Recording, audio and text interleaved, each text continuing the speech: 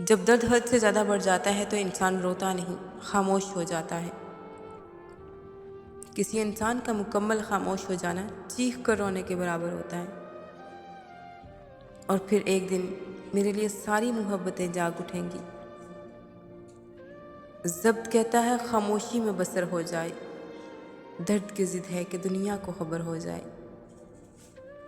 لوگوں کی نظر میں خاموشی انا ہے، اللہ کی نظر میں خاموشی صبر ہے۔ خاموشی سے کی گئی دعا اور محبت دونوں بہت طاقت رکھتی ہیں۔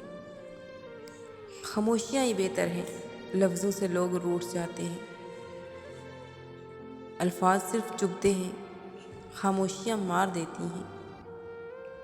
مختصر ہوئے پہلے گفتگو کے سلسلے، آہستہ آہستہ خاموشی تعلق نکل گئی۔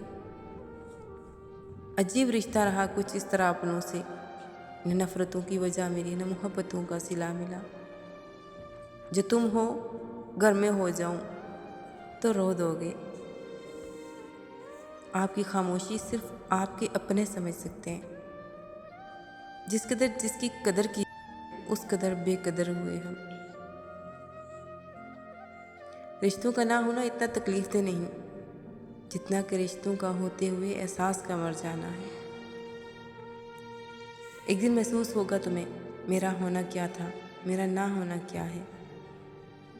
عاجزی بلا وجہ نہیں آئی، غرور ٹوٹا ہے صاحب۔